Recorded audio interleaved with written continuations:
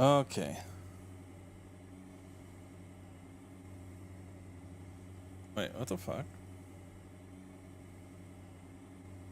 My watch is on the wrong time.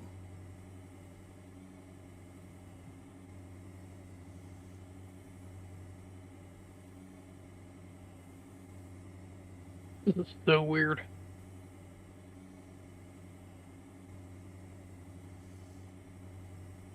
My computer says 3:52. My phone says 15:52. Why is my watch on the wrong time?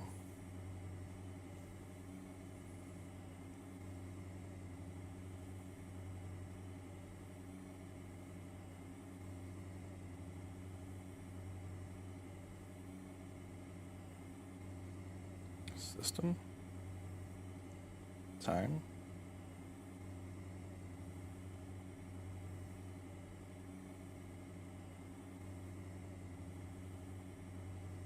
Wonder if this is even going to work sitting at home.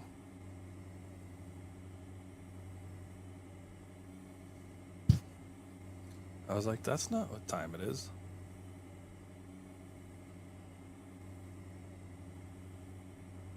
GPS signal is stronger outside. Yep, no. That's not going to work. Set time.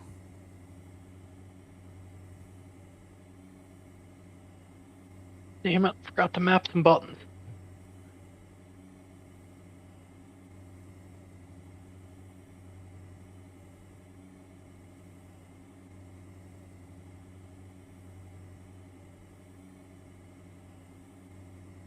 Alright, good now.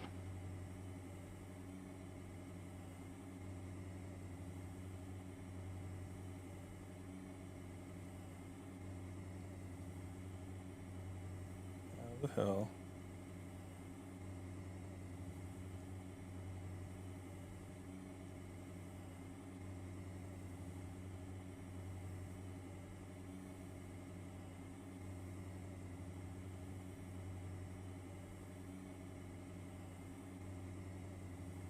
It's so weird. My watch is just randomly on a different time.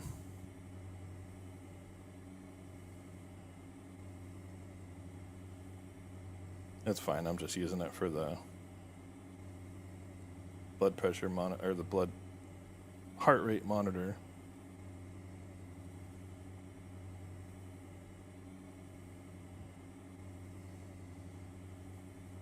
About to say blood pressure. What kind of watch you wearing? He's dying. He's dying.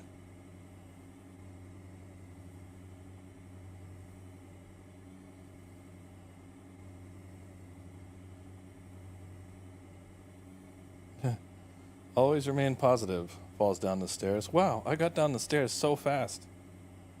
I saw that one the other day. Made me laugh.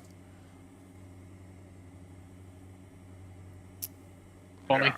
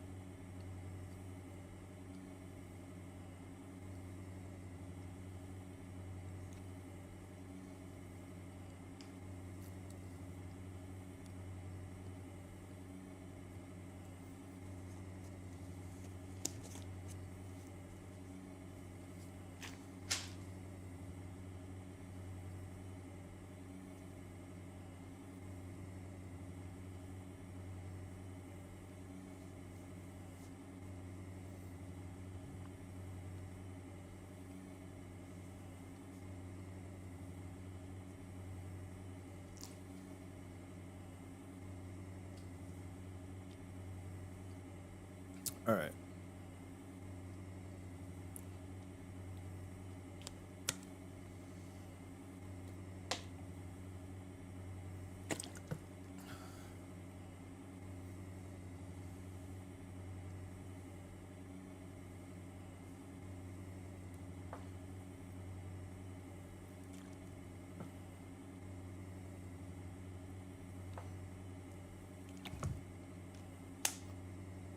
Using a sequential with the clutch is gonna take some getting used to. Yeah. So you're using it in the truck still? No, I'm in a Mustang now. Sometimes if you're in like the next gen cars, for instance, instead of using the clutch, you can lift off of the gas when you're upshifting. And that's what I basically do in every. There are a few cars in iRacing, like the 87, the Mustang I'm driving, the old MX-5, where it requires the clutch, which is so annoying. Yeah. And I'm used to using a clutch, but with an H pattern, so it just feels a bit unnatural to me. Like I can get in my real car right now and drive it just fine, but Yeah. it's just weird. The coordination between my feet and my hands is odd. It's And then my hands want to do other things. when I first got the sequential, I like oriented it backwards because I thought you were supposed to push in for upshifting and pull down for downshifting. But then I watched a guy like actually driving a car like a rally racer or something, and they were pulling back for upshifting and pushing up for downshifting. So I had it like the complete opposite.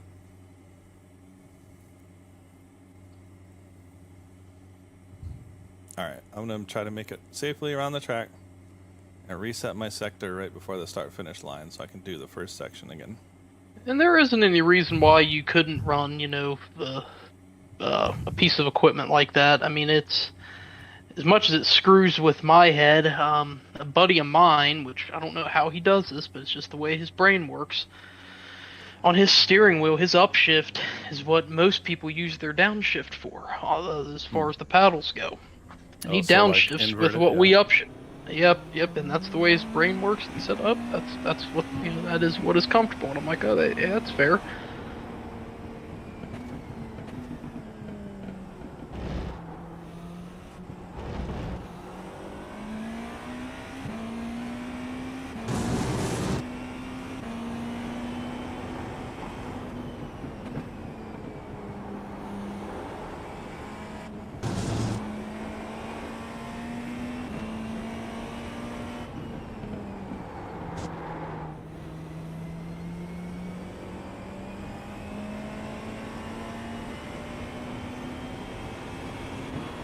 I just saw Connor's chat and team chat. One thing I will say, in a 24-hour race, it's pretty difficult to wreck out, so I don't think we need to worry about that. Yeah. Do you say something else after talking about being sixth? No, I just didn't scroll all the way down yet. Yeah, no, it's not anything that I'm too worried about. Yeah. If anything, you just have some long repair times. The longest I've seen though is like 6 to 10 minutes. Like it's like 6 minutes required, 3 minutes optional. Oh, I've racked up a few 45-minute repairs in my life. And that's usually But I mean, like the last few races we've done, it's only been like maybe 10 minutes. Oh, yeah. It just depends. Yeah.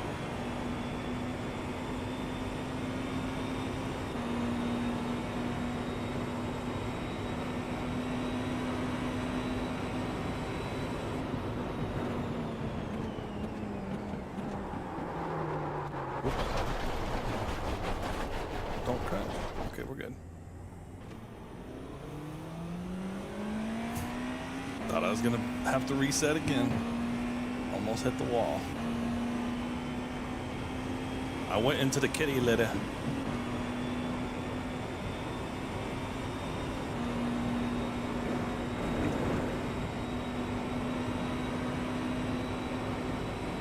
I just don't know how far they're going to go as far as implementing the new damage model. I know I ran over a bumper in trucks a couple nights ago, and that really effed me up.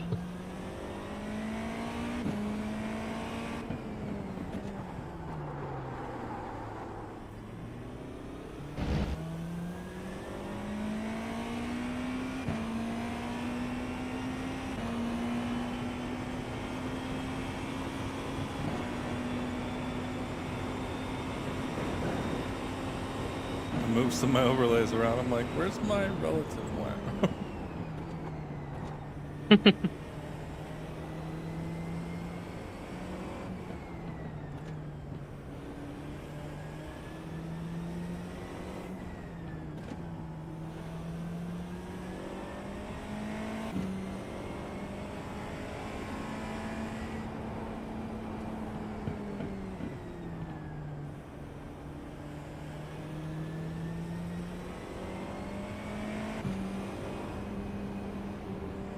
If I were to get rid of any of them, I'd probably get rid of my standings one on the left. This other dude who is running with us, what's his IR? Great question. Let me scroll and find the guy's name. I know Connor told me at some point. I Wig just Santiago? read it. That guy? Oh no, I forgot to Is hit he that. the one that's gonna run? Yeah, he said he was gonna. Okay, let me find him. Oh, okay, I see him. I sent him an invite to the team. Oh, yeah, duh, I could just check that.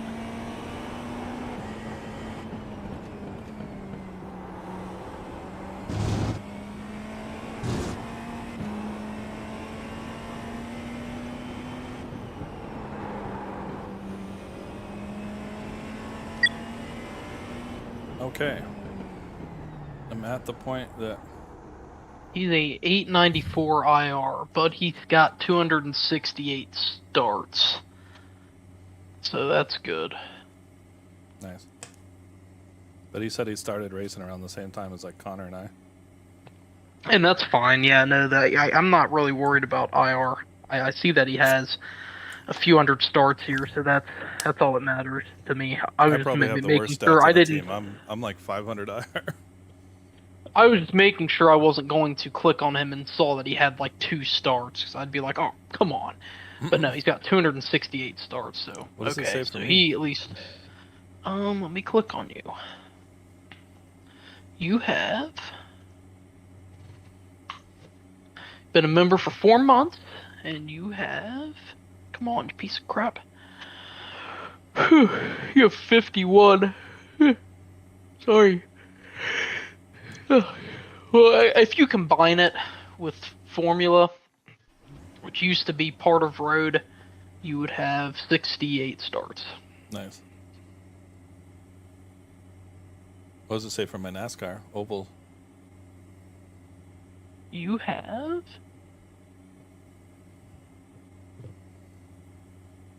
115. Yeah. So mad I got demoted. 115 and a dub. I got demoted out of A class for sports. Oh, as far as the open wheel goes, I lost my A license the other day, so it's hey, happens to everybody.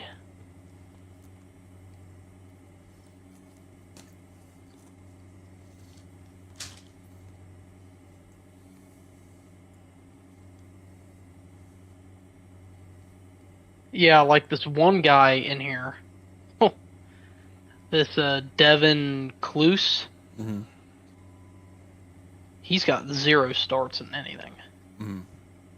Is he gonna run? Mm-mm. Okay. He's not B class yet. You have to be B class. For Oh, that's him. Okay. He's crunch. Okay, yeah, I'm learning names here. Mm-hmm. Yeah. Okay, cool. It's funny. I was just crunching on peanuts, and I was thinking he's crunch. Literally at the same That's time, funny. like mouthful of peanuts. Like, yeah, he's crunch. That's funny. So I have on this profile 153 oval starts, 6 sports car, 14 Formula, 14 dirt oval, and 152 road starts. I've never actually looked at my stats. And when I saw the Zachary Tyler, I thought that was another you. No. I'm like, who the fuck is Zachary? Nope, that's not me. That's the only other guy. I don't know if he's racing with us or not.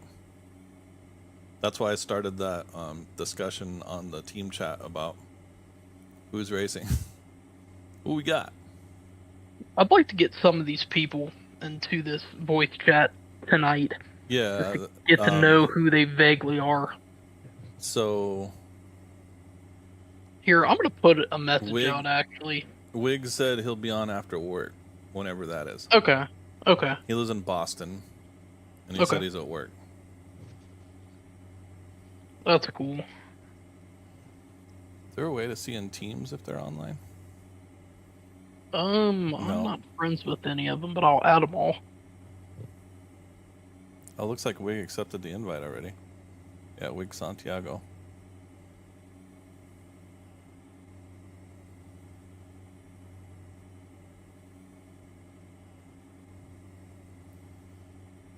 I'll message him in Discord, be like, yo, we're in voice chat if you wanna hang. Like we in voice chat, biatch. The fuck in here.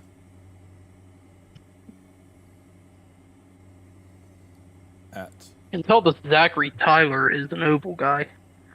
255 starts, 13 wins. It's not a bad thing. I welcome the oval people. Yeah, I can't, like, I met Connor in Oval. We're in voice chat. I probably drive Oval more than anything now. I'll probably eventually get back into Oval, but right now I'm trying to plow through the courses. We're in voice chat. Well, I shouldn't just say Oval. I drive the NASCAR vehicles like more than anything now.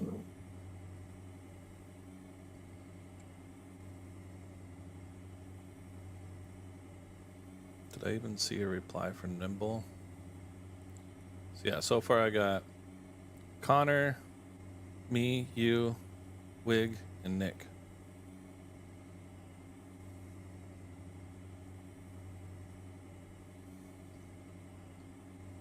Man, I need to chill out on the caffeine.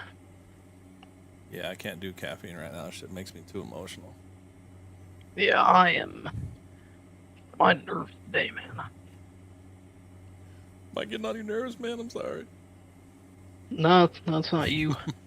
It's not you, it's me.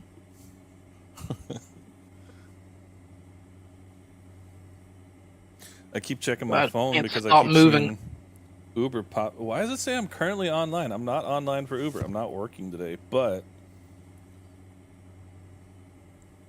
even though I am learning a track right now, like if like a super, like if a Burning Man ride comes up, I might just go work. Like I'll make a couple $100 on something like that. Even though I'm okay to take these 3 days off. Maybe I'm just a workaholic, I don't know. Oh no, dude, I totally get it. Oh. I'm the same way. I don't know how to rest sometimes.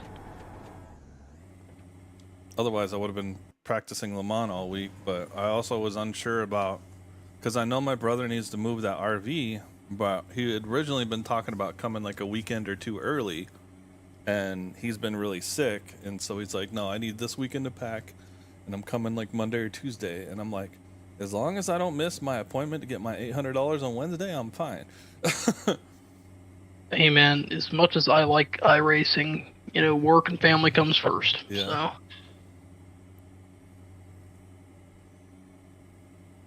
Anyway, let me get back to... Okay, so we're at turn 9, but I left the video at turn 6. Let's put crank the volume back up to 0 dB so everybody can hear what I'm listening to. In case you want to hear what the coach has to say about this track. So I've made it like a fourth or a third of the way. I've learned the first section. Good. So now he's going to talk about the straights and the chicken canes. They're not like, they don't seem like bus stoppy like Daytona or Watkins Glen. No, they're definitely a lot slower. Slower, you think? At least in my experience, yeah, it's Oh, because a bus stop you can drive pretty much straight through it, right? Well, I guess I was going to say I was thinking of my previous experience and an hour ago in the rain. No, you can take them fairly quick in the dry. Yeah. I guess what I was gonna say is you just have to brake a lot more. Let's see. Tutorial. What did I write on my notes? Oh, and he was talking about setup wise. I don't think I've messed with the wing at all, but he mentioned in the beginning of the video you can do this course at like 12 or 13 wing. 11:29 in the tutorial video. Oh, I can't hear. Le Mans. Sitting here at Charlotte in the #1 Viagra car. Why is...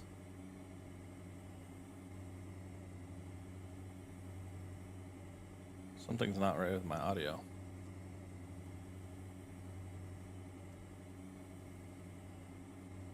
Properties. Oh, my device got reset. That'll do it. Click OK. So now if I click play on the video. Straights and only the... Was my music even playing earlier, motherfucker? I haven't heard anything. It is now. I probably didn't pay attention to the volume slider, but fucking settings got borked, and I had a Windows update earlier, so that might have been the culprit. Now I'm like double checking my voice is working, PC audio seems to be working because I see the car idling. Okay, now back to... Holy crap, that is free. What's that? I'm gonna mute Discord while I watch the tutorial part. Sounds good. I'm so rude. I'm just like leaving you alone and not listening to you. Wig said he'll be here in a few minutes. Cool.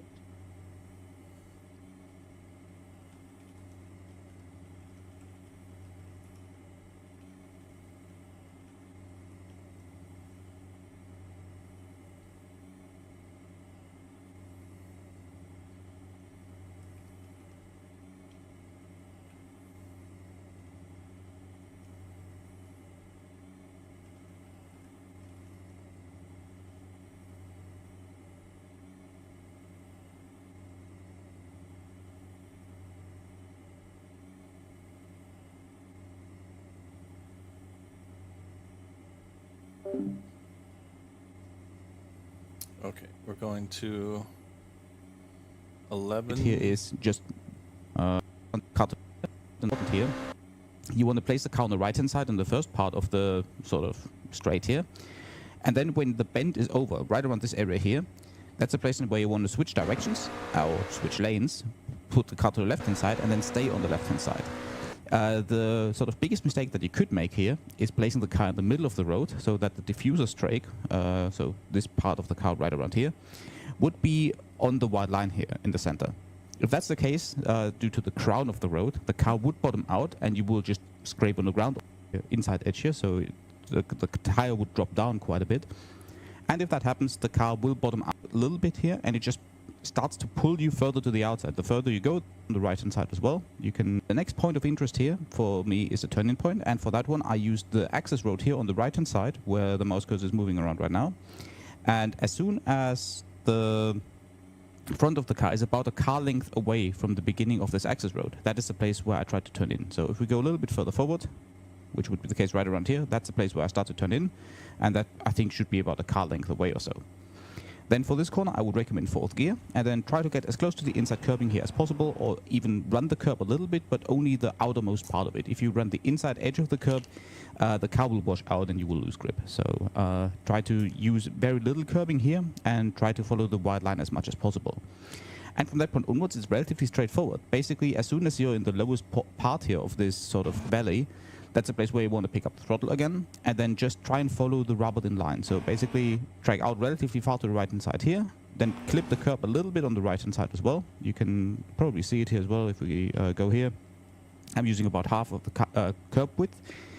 This is important to not overdo it. If you go towards this bollard here, the curb has quite a bit of a step on the inside edge here, so the tire would drop down quite a bit. And if that happens, the car will bottom out and it will most likely shoot you into the guardrail on the left-hand side. So please be careful here that this doesn't happen to you.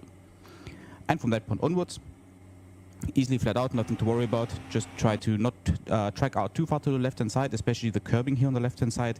The track falls off to the left-hand side a little bit here, and it just starts to pull you further to the outside. The further you go, the more it pulls you. So try and be careful here and not go past the white line. That way the car isn't pulled to the left-hand side. And then just keep the car on the left-hand side as far to the left-hand side as possible and as parallel to the white line as possible in preparation for turn 6. Next up then is turn 6, and for turn 6, finding the brake marker is a little bit more difficult. What I personally use here is just feel. I don't use a visual marker at all, but if you need a visual marker, what works quite well is the 3 bollards on the right hand side, and then using the antenna line to figure out when you want to get out of the throttle and when you want to hit the brakes, and also when you want to turn in. So what I would recommend doing here is placing the antenna line pretty much in the middle between the left side bollard and the center bollard. When that is the case, that's the place where you want to start to turn in. So right around here, you want to start to turn, as is also shown here. And then you want to get out of throttle when the antenna line is more or less covering the left-hand side bollard. So right around this area here is where I get out of throttle and then tap the brake with about 30%. Not a whole lot of deceleration necessary, but you need to have some. Then the point that is most important here is how much curb you want to take here and when you want to get back onto the throttle properly. So in terms of getting back onto the throttle, what I would recommend doing here is doing that about 2 car lengths or so before you hit the apex here. That's where you want to get towards 50% and then smoothly increase to 100%. And in terms of curb usage, I would recommend placing the left side tires on the white line and the right side tires on those anti-cut sausages here. That way you cut across apex as much as possible and the car doesn't really bounce all that much. It's surprisingly little bouncing here. So it should at the end look more or less like this. Right side tires just on the right hand side of the curbing, left side tires are just on the white line as shown here, and that way it should be perfect. And at the exit, make sure that you don't track out too much. You will get a slowdown if you do. On my lap, it was surprisingly not a slowdown. I'm actually amazed that I didn't get penalized for it. Generally, I try to keep the right side tires really close to the yellow and blue curbing. If you go too far to the left hand side of it, you will get a slowdown, and somehow I didn't get one. Normally, my goal would be right side tires on either the drain cover here or on the curb. Definitely make sure that you get to the right hand side of that blue sort of runoff area as soon as possible to minimize the chances of getting a slowdown, but in this case here, this was deemed legal for God knows what reason. Then next up is the straight. Normally this is not something that I would talk about, but it's important here. You want to place the car on the right hand side on the first part of the sort of straight here, and then when the bend is over, right around this area here, that's the place where you want to switch directions or switch lanes, put the car to the left hand side and then stay on the left hand side. The sort of biggest mistake that you could make here is placing the car in the middle of the road so that the diffuser strake, so this part of the car right around here, would be on the white line here in the center. If that's the case, due to the crown of the road, the car would bottom out and you will just scrape on the ground all the time and you will lose 5, 6, 7 kilometers per hour and you will just use more fuel and use more lap time, which is not what you want. So pick one side. In this case here, I would pick the left-hand side because at the end of the day, the next corner is a right-hander, so it doesn't make sense to drive on the right-hand side. But the important bit here is just don't drive in the middle of the road. That is the sort of bottom line here. And on this one onwards, just stay on the left-hand side in preparation then for the first chicane, which is turn 7. Finding a brake marker is in this case quite easy. What I would use is the 100 board, but on the right-hand side. And then when the antenna line on the right-hand side of the car is just about covering the 100 board, that's the place where you want to hit the brakes. So right around this area here, you can see the 100 board is more or less centrally covered by the antenna line. That is the place where I'm transitioning from being on throttle to getting onto the brakes. And in this case here, since there's a lot of downforce available at 324 kilometers an hour, I'm hitting the brakes with 100%, and the brake master cylinders are set up in a way so that the car, when you hit 100% brake pressure, you will just be in the lockup lights a tiny little bit, which is ideal for tire temperatures and also for deceleration performance. So you can safely hit 100% here, at least in the dry, and then it should be fine, and there shouldn't be any lockups or any big issues here. You should just be on the sort of optimal deceleration here. Then next up is a turning point, and first of all, before we get to the turning point, you just want to drive in a way so that left side tires are near the white line or on the white line, but don't go onto the hard shoulder here of the track, else the car is just bouncing around a little bit more. The sort of area here is a little bit bumpy, and I wouldn't go on it. So just keep driving towards the white line here. Then the turning point. For this one, I would recommend using this digital flag system right around here. And when you're just about past when the flag system is just about to be hidden by the A-pillar here on the left-hand side of the car, that is the place in where you want to start to turn in. So right around here, down to third gear, dropping the brake pressure, and then aim for the inside curbing here quite aggressively. And I would recommend placing the left side tires just about on the edge of the curbing, and the right side tires should go somewhere onto the sort of asphalt here on the right-hand side of the curbing. From the outside, it would then look more or less like this.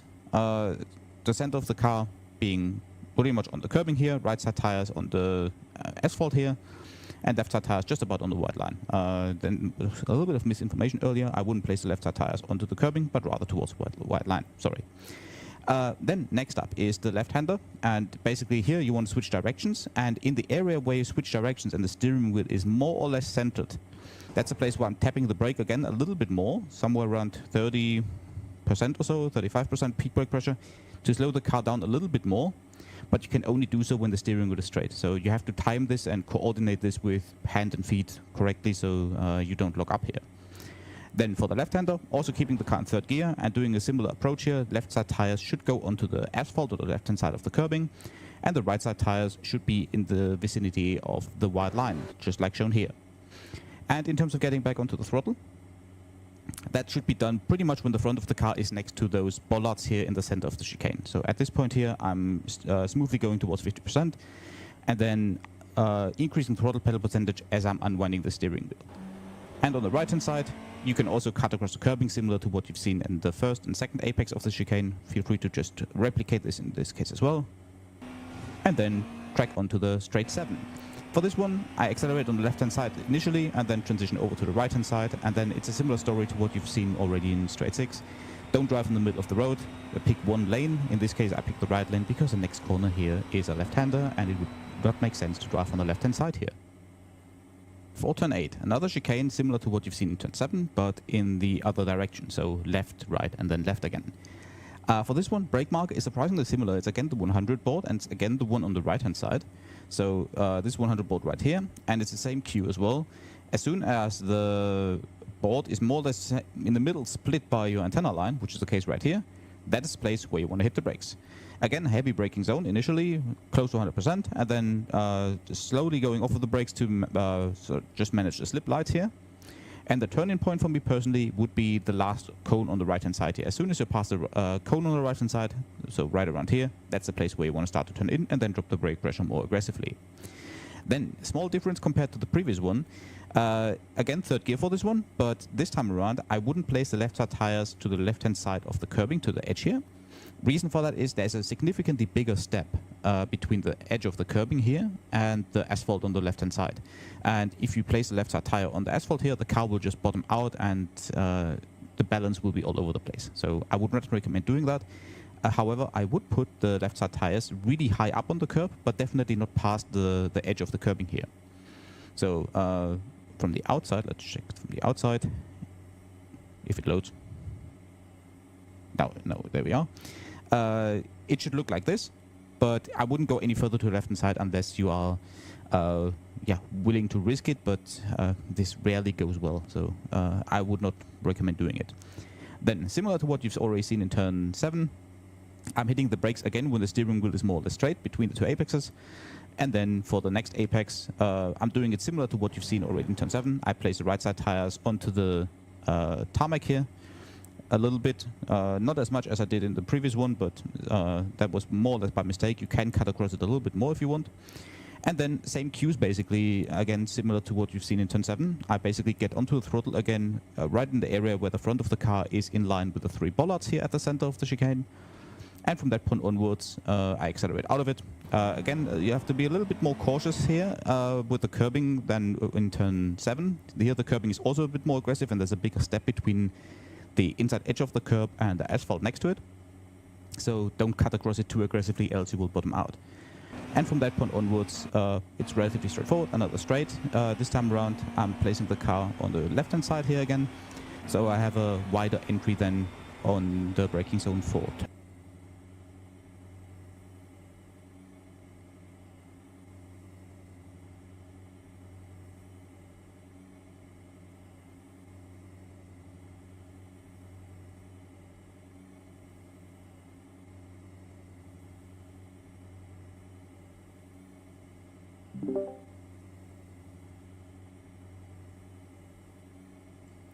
Hey, Wig, how's it going? He said he'd be right back, literally just as you chimed in. Check, check. 1, 2. There we go. The timing. It's all good. I'm sure he'll be back soon. He seems like a pretty cool dude. Nice. Now I'm on the straights and the chicanes. Cool.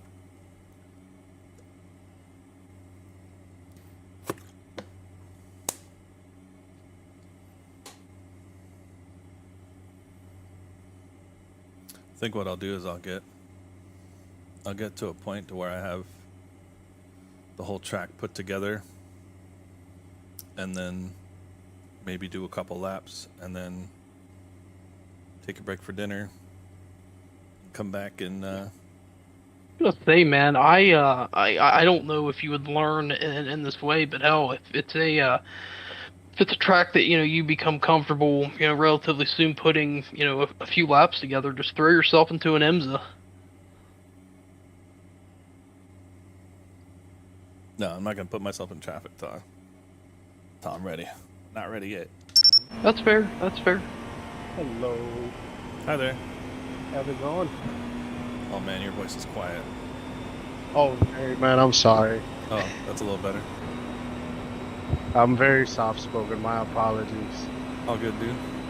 I'm Mikey. That's funny. I just started driving and I heard your voice again. I'm like, I swear it wasn't that quiet the first time. My bad. Holy shit! I just braked You too got late. that corner and got a slow down penalty. Oh, if y'all hear my AI, let me know. I'm using that Trophy 61 or Trophy AI. Sorry. Yeah. Trying it out. You paying for it? Or you doing the free one?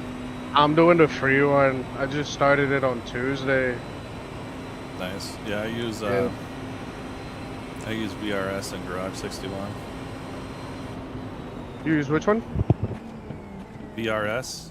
VRS? Yeah. I haven't used Listen, man, I'm new to the whole PC world. I was playing on Xbox for like the longest.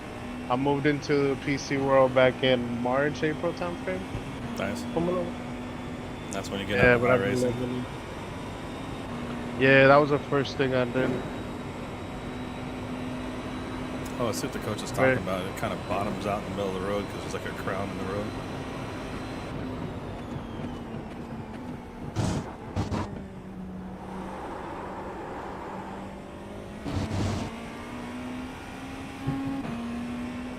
And reset.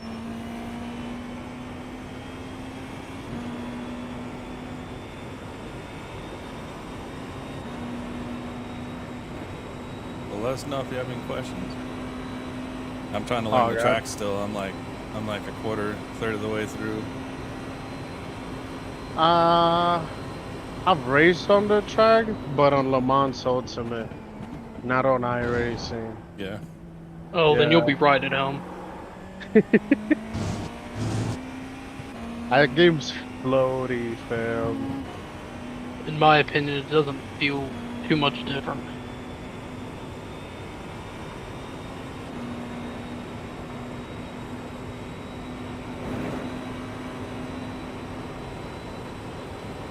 What do y'all like the brake bias for this car?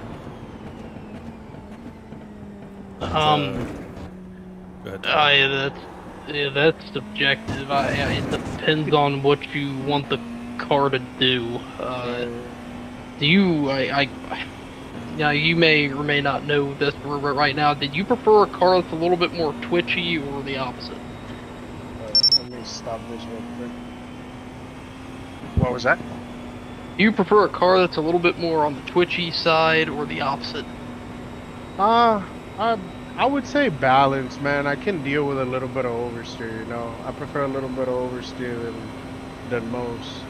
And if you But prefer a little bit of oversteer, I mean, I run the brake bias at about 48-ish. I mean, again, that's going to depend on the fuel load right. and what I'm trying to accomplish, but around 48 seems fine for me in this car.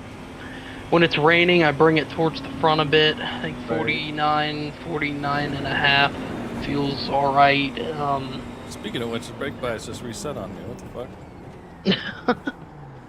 But I mean, it's 100% a subjective thing. Right. Because I mean, yeah. Right now, the coaching video I'm using, the coach is using bias 47.25, and both traction controls are at 5. That's what I'm got my settings at the moment. But I'm using the baseline setup at the moment, not like any of the other setups. Right. Okay. I'm using one of the setups. I run Track Titan. I got that one for free with my Invicta pedals for like a couple months or so, but I was already using VRS when I got it, so. I gotta try that one. I like VRS because it, like I'm a visual learner, and having somebody like walk me through the course and tell me kind of like how to take a turn. Like it's one thing to take lessons and try to like learn the course yourself, which I've been doing that too because I'm on Suele Almeida's training program.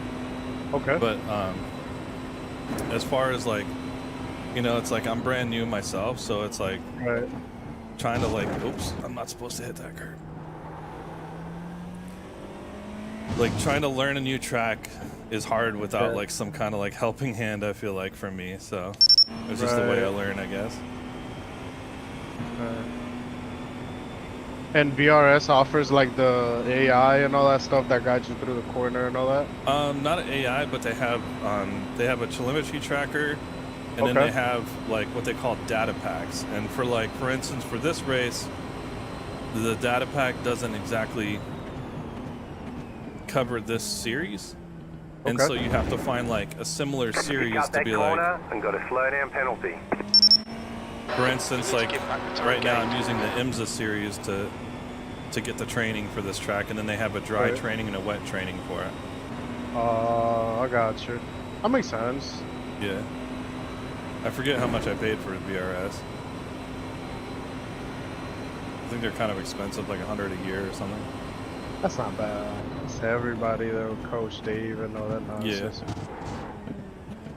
I didn't like Coach Dave because, in my opinion, it was a bit too basic. If they say you cut the course, you'll have to slow down and give up the time got a cut gain. for that too? What? Why didn't you like Coach Dave?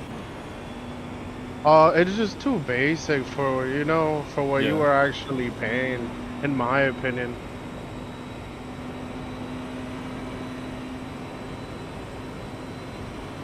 Like the one thing I do find about VRS though is that even with their setups, I'm like, once I do kind of learn the track, I'm still probably usually about 3-4 seconds off the pace. Yeah.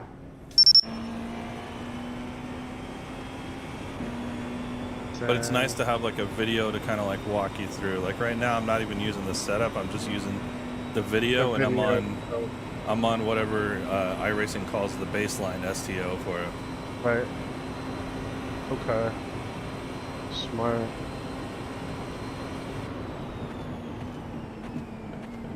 But yeah, I met Connor doing NASCAR stuff.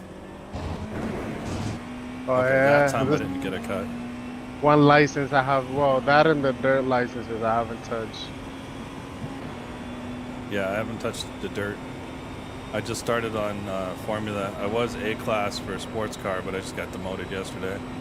Oh shit. So the most do have. Yeah, you lose those safety ratings, and they're like, nope.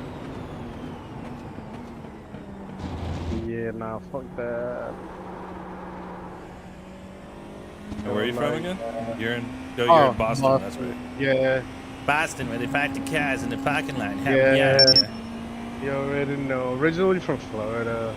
What Moved part of out Florida? here after I got out the army. Apopka. Oh, you're an Army vet? Yes, I'm a sir. jarhead myself. Hey. What'd you do for the army?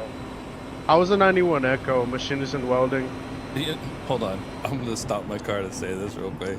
It's funny every time you ask an army guy, like They say the MOS they first. say they say an MOS like Marine MOSs are like a 4-digit Yeah. number. Right. Then I like I'll remember straight that. up just be like, I just did communications. Like And, if I say like 23 whatever, you know what I mean? Like you're like what? right. What'd you It's like, say what the job fuck? was though? Machining and welding. Oh, okay. Yeah. I always think Good that's job. funny though that like every army response, I'm something Echo Bravo whatever, you know.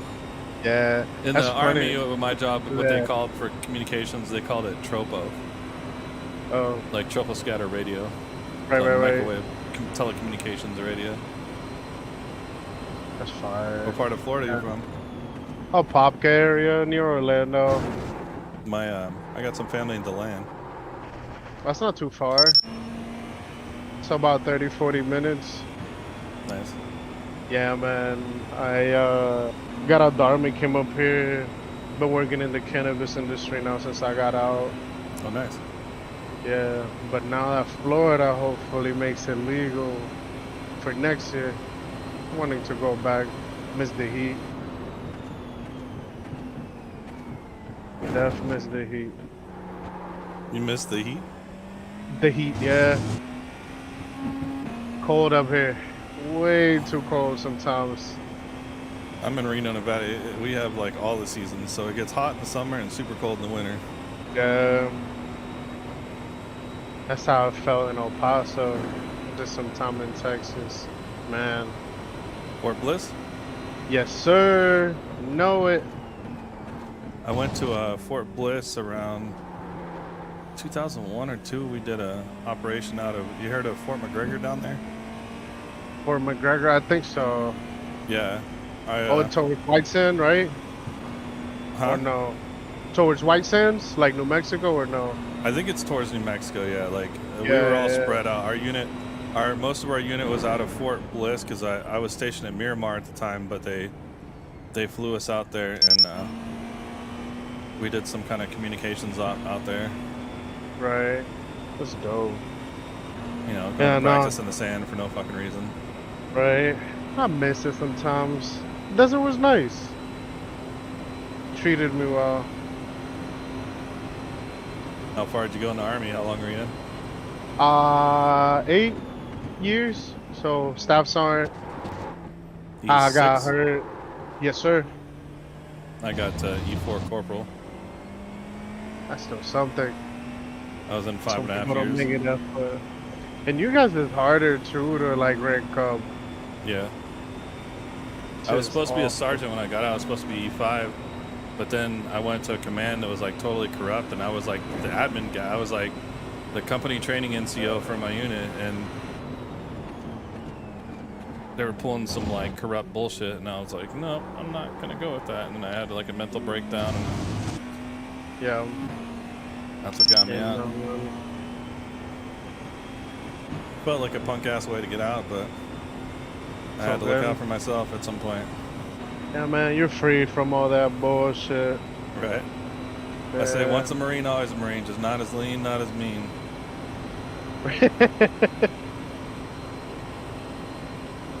Nah. You're being Oh, awfully man, quiet, I Tyler. missed it. I'll Still get there? the Zen. Oh. Say what? Said I'll get the Zen.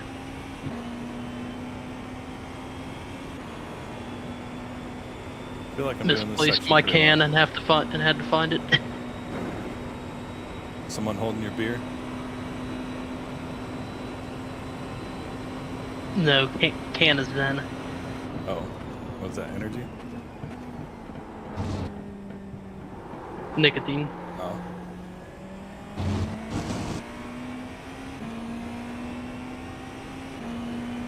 Okay. Feel like I'm handling the two chicanes well.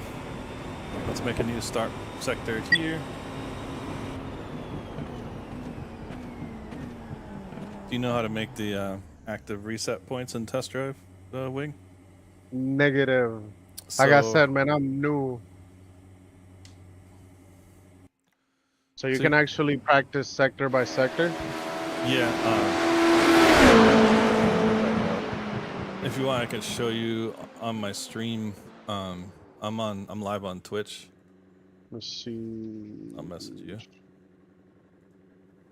Dude, I've been on here for 4 years and I didn't know you could do that until he brought it up. So don't feel bad. Yeah, if you want to take a look at my stream, I'll show you real quick. Let me see. Let's do an ad. Yo, Wigsant 30. Yes, sir. I stream from time to time. I'm pretty slow. You got an ad at the moment? Yeah, I have an ad at the moment for another 10 seconds. I'll follow you back. If I can type correctly. There we go. All right, I'm on your screen. Hold on, I'm following you back. Got you. All right. So on iRacing, if you go to your options and then go to control, it's towards the bottom of other controls, active reset save start point. You want to bind that, and an active reset run. And then so Okay. what it does, so I've already set, what I usually do is I do like a lap real slow to get like, just to see what the course looks like. Right. And then so like I'm back in the car right now, and if I hit my active reset run, it's gonna take me to, oh what the heck, it reset my thing. So anyway, if I go back out on the track, Right. you have to set, and and I've messed it up a few times. Like sometimes you like, say for instance, say like exiting the pit. I want to put it right here. I put the start point right there. So now if I go a ways away, and then I'm like, oh shit, I fucked that up, I can hit the button, and it brings me back. See? Oh wow, definitely doing that. Yeah, I need that.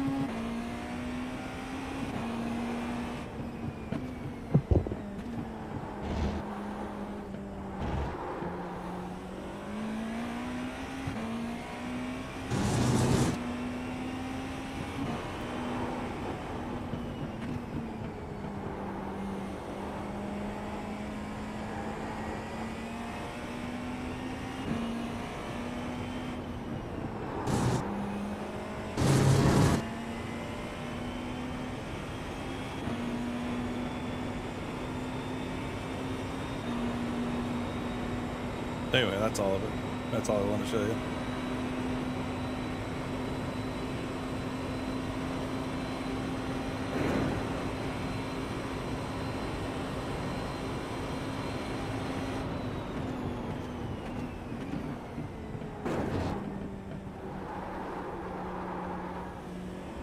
So when did you come in the Army?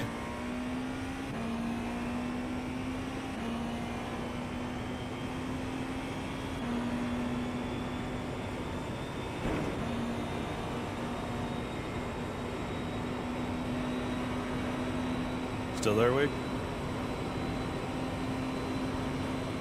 I'm talking to myself?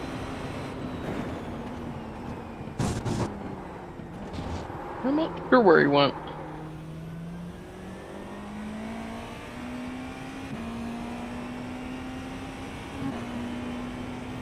I'm liking this car more and more the more I drive it.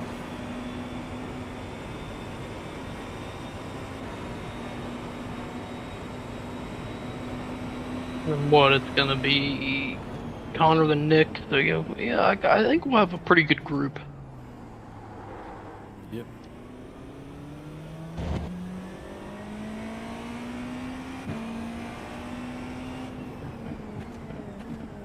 Turn my overlays back on.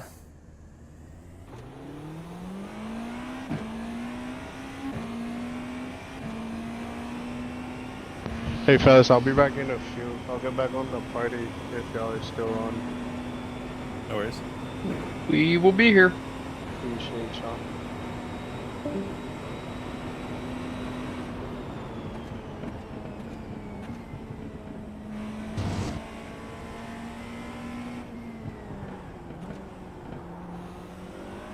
already gave him the rundown of just relax. We really don't care what happens. Oh, don't crash, no. Fuck. We got damage on the front end. Damn it. You've got damage on the right side. Oh wait, I gotta reset that. All the way at the pit. I gotta go to the pit anyway. Fuck. Oh my gosh. My God, I just hit Lake Erie. Do what?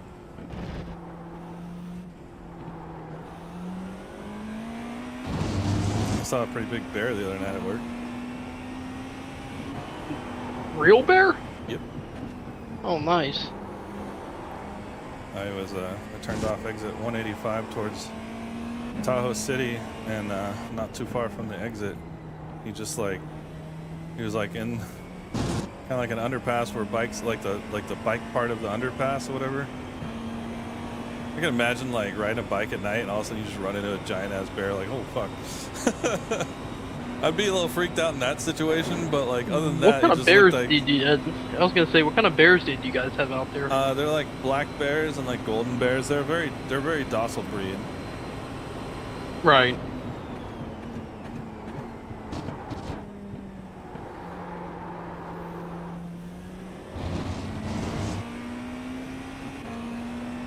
But still, like, I could see it from the car, like, let alone if I was on a bike or something, I'd probably shit myself. Like, he's a big one.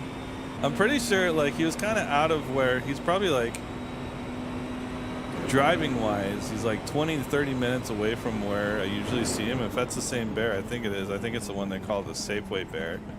He's, like, known to, like, they got called the Safeway bear because the first time they saw him, he was like going into the Safeway grocery store, going through like the produce section, and then one year there was a video of him like walking into 7-Eleven, like knocking over some snacks. That's funny. Yeah. And he's like, they have a list of somewhere, like I think in California or online or something, they have like a list of like the biggest bears in Lake Tahoe. And one that just got relocated not too long ago, they called him Hank the Tank. But he was starting to become a nuisance to the humans, so they they're deciding whether they're going to put him down or relocate him, and supposedly the story is that they relocated him to Nebraska. And like doing my job, I literally... Well, that's a good ending, because I thought you were just about to tell me that they murked him. No. So that's good. At least they moved him. No, like human rights activists would be protesting over that shit if they killed him. For sure. And they're very like, I mean, it's not so much that people were in danger, it's just that, you know, if they're breaking into your house and shit and breaking like property damage is what, you know, people make these homes in bear country and they're like, don't expect bears to be there. Like, I just want to live in the forest. Like, dude, it's the same expect? shit. It's the same shit I've read about people complaining in the Daytona area, you know, in Florida. Like, oh, the racetrack's so loud. I'm sitting here thinking, why'd you build next to it? right. Like, dude, what the fuck did you expect? That racetrack has been there for decades. Right. What would you used to think it's abandoned now? I mean, it's like, yeah. Like one of America's most notorious Yeah, or like racetracks. I was gonna say, or if you look in California, people building around like Laguna Seca, people are like, oh, it's so loud. I'm like, you fucking built next to a racetrack that's been there for, again, decades. Yeah. Yeah, I don't get people, man. Yeah. I haven't learned the end of the track yet, but I feel like this section right here is super slow at the end, right before the...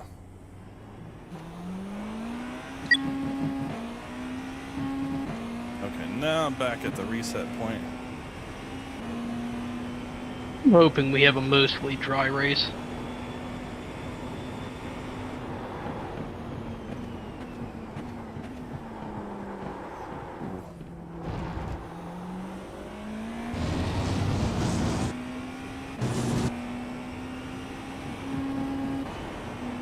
If I start to settle in here, I've done think about 26 laps here in the rain is no longer fun.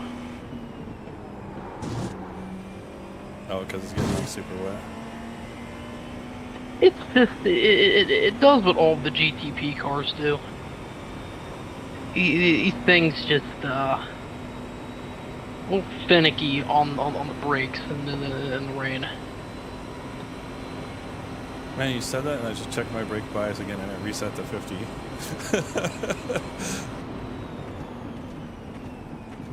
Like, we don't like your .25 setting.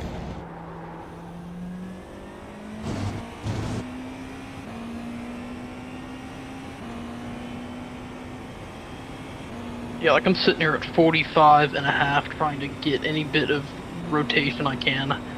So much water.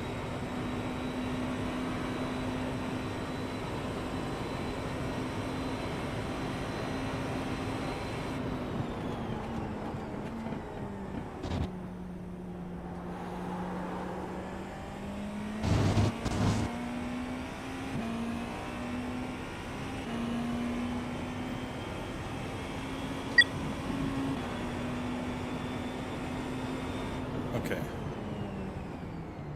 Past the chicanes. See, that's my issue with a track like this in the rain. I've it's been a few laps in a row now. I had to change my brake bias 3 times over a lap for different parts of this track. I hate doing shit like that. Yeah. Not like a set it and forget it.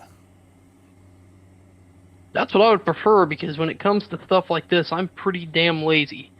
That's why I don't really race a lot of F1 and iRacing because that's another car. I mean, it's a task just adjusting stuff the whole time. Given this isn't as bad, so F1's definitely a lot worse. Nothing like adjusting your engine braking as your tank of fuel goes down, plus Right. brake bias, plus your diff. It's annoying. So this isn't as bad, but Or like in the Indy cars, like your ARB or like the weight jacker or whatever, and the fucking wings and shit. that doesn't bother me nearly as much because what I'll do in that case, I avoid races that use the weight jacker. So basically any oval. I mean, I'll run the Indy 500 or the equivalent once a year just to do it, but I stick to road courses in that car, and with that, it's more or less a set it and forget about it type thing.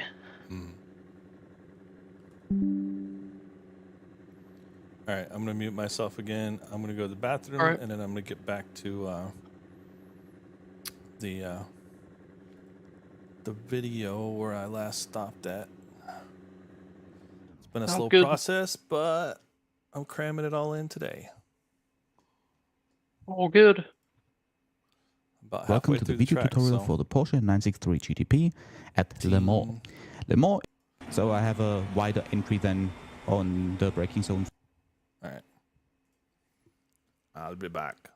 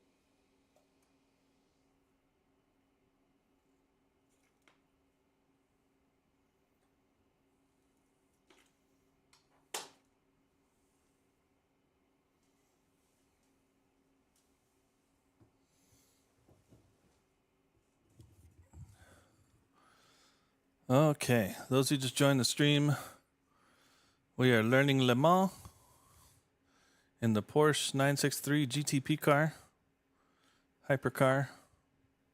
For turn 9. Other than that, there's nothing to worry about here, just up to 7th gear shortly before the braking zone. And then you want to place the car as far to left hand side as possible here, just prior to the braking zone for turn 9. Turn 9, but we kind of have to start this sector on straight 8. So what I would recommend doing here is keeping the car all the way on the left hand side and with the steering wheel perfectly straight up until the cone next to this board here. So if we go a little bit further forward, you can see the 100 board and the cone here.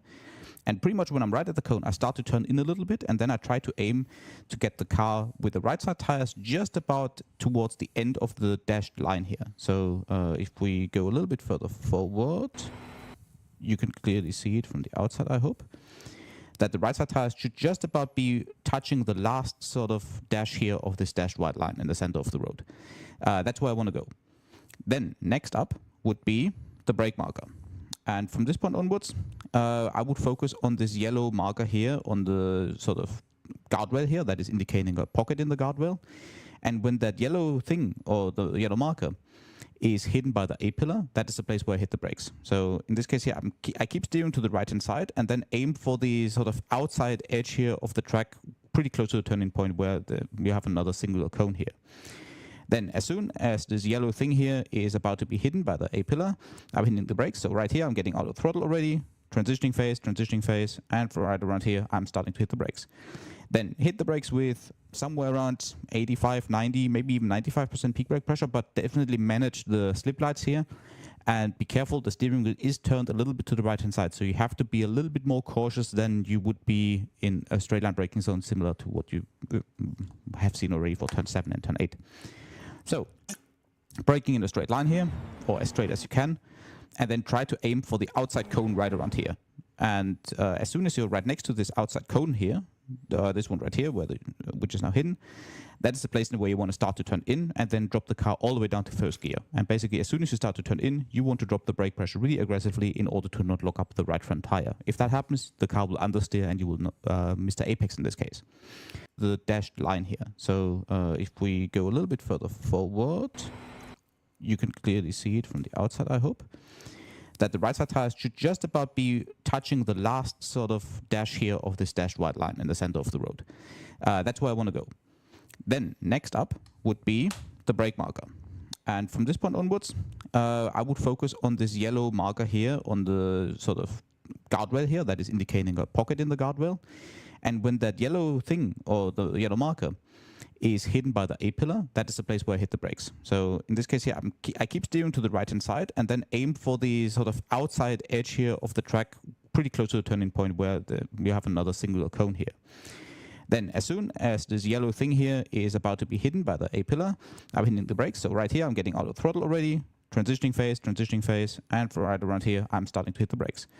Then hit the brakes with somewhere around 85, 90, maybe even 95% peak brake pressure, but definitely manage the slip lights here. And be careful, the steering wheel is turned a little bit to the right-hand side, so you have to be a little bit more cautious than you would be in a straight line braking zone, similar to what you have seen already for turn 7 and turn 8. So, braking in a straight line here, or as straight as you can, and then try to aim for the outside cone right around here. And as soon as you're right next to this outside cone here, this one right here, which is now hidden, that is the place where you want to start to turn in and then drop the car all the way down to first gear. And basically, as soon as you start to turn in, you want to drop the brake pressure really aggressively in order to not lock up the right front tire. If that happens, the car will understeer and you will miss the apex in this case. Speaking of the apex, you want to get as close to the bollards as possible or even into the bollards. And in this case here, I was really lucky that I didn't get a slowdown again because I'm actually clipping through those bollards, and normally this would give you a slowdown. So I would recommend to just get really close to the bollards but not drive through them, so to speak. They are non-collidable, so they won't give you damage, they won't be picked off by other cars, so they are a solid reference. Well, no pun intended, it's not solid, but I guess you get the idea. Try to get really close to them, but don't clip them unless you're feeling lucky and you want to play with a slowdown penalty. But this doesn't really give you any sort of advantage by cutting it more. And it's really risky and it's generally not worth it. Anyhow, in terms of getting back onto the throttle, pretty much Like, when you're in the don't do what center I of the did. corner, you want to pick up the throttle again, and I would recommend going towards 45% more or less initially, and then and quickly, and then very smoothly increase the throttle pedal position as you unwind the steering wheel. And at the exit, there's a curb with quite a bit of runoff next to the curb on the left-hand side, and I would recommend to use that as much as possible. So in this case here, I'm using the sort of runoff as much as possible. Just don't hit the gravel. The gravel will slow you down. No But the kitty wider litter. you go here, the better it is. And the important thing is you have to commit. If you, for example, are doing it in a sort of half-assed approach, then you might end up with the center of the car bottoming out on the curb and you will lose a lot of traction. So you either place the left side tires on the curbing and the center of the car is then somewhere around this area here. That would be fine, but you will have a tighter line and therefore you can't carry as much speed out of the corner. Or you commit fully and place the center of the car to the left-hand side of the curb, which is a little bit more risky and you have the risk of running into the gravel here, but that way the Risk car it doesn't for the bottom out, you biscuit. have a wider line, you can carry more speed, and that would obviously be beneficial. And from that point onwards, I think this corner is done and dusted, and there's nothing to talk about anymore, so we can move over to straight 9. Normally also not something that needs to be talked about in great detail, but again, try to avoid driving in the middle, and in this case here I switch lanes relatively late, and then I stay on the right-hand side between the two small right-hand bends. Right next to this Toyota hybrid thing, there's another small bend, and after this bend, I'm moving over to the left-hand side again, so I have the widest possible entry then for Indy. Next up then is Indy, and for Indy you basically want to start to turn in pretty much at the end of the AstroTurf on the left hand side, and I would also recommend placing the car really far out anymore so we can move over to straight 9. Normally also not something that needs to be talked about in great detail, but again, try to avoid driving in the middle, and in this case here I switch lanes relatively. All right. We're at 23 minutes. We're like halfway.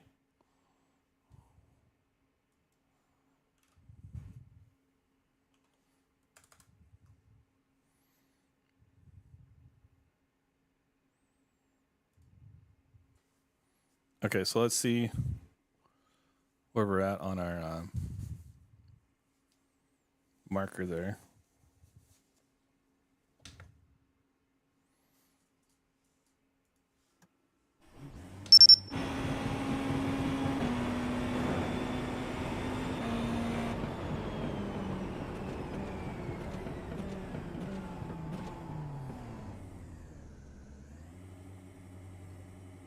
Oh, okay.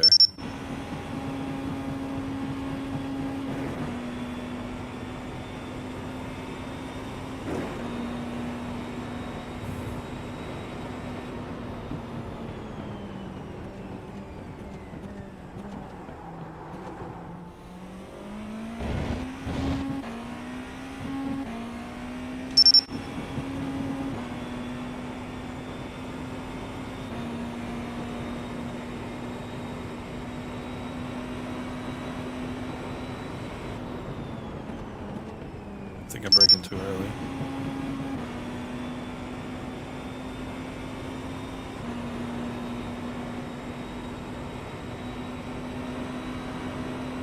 Turn into cone, brake here.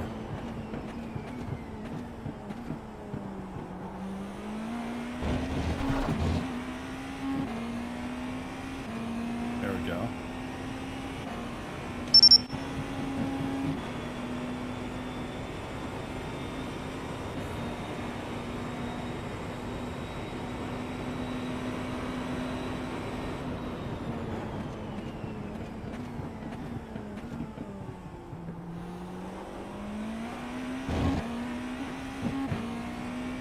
One more time.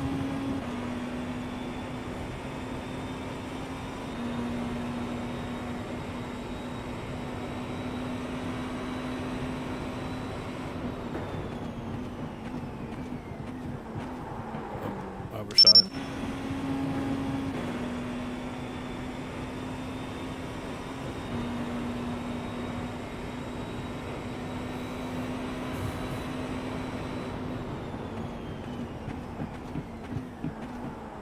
Nope.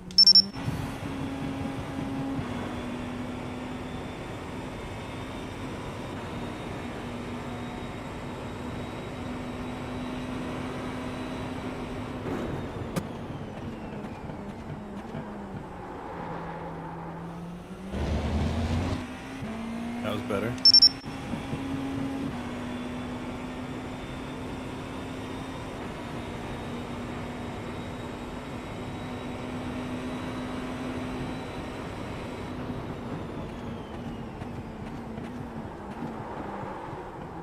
Not quite what I wanted, but okay.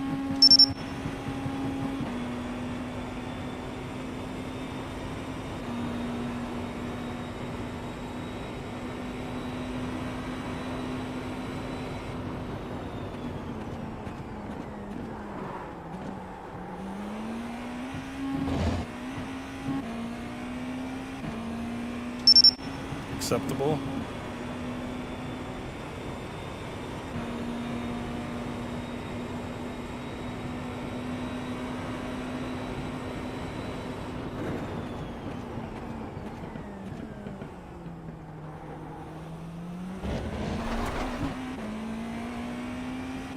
Better.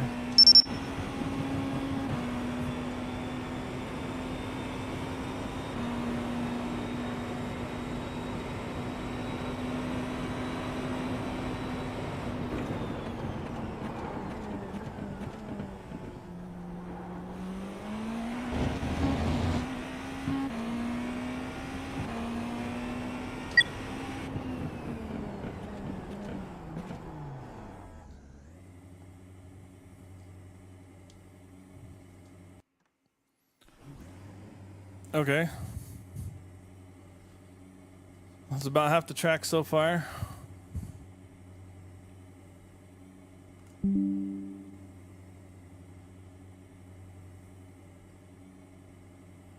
Delayed, and then I stay on the right hand side between the two small right hand bends. Right next to this Toyota Hybrid thing, there's another small bend. And after this bend, I'm moving over to the left hand side again.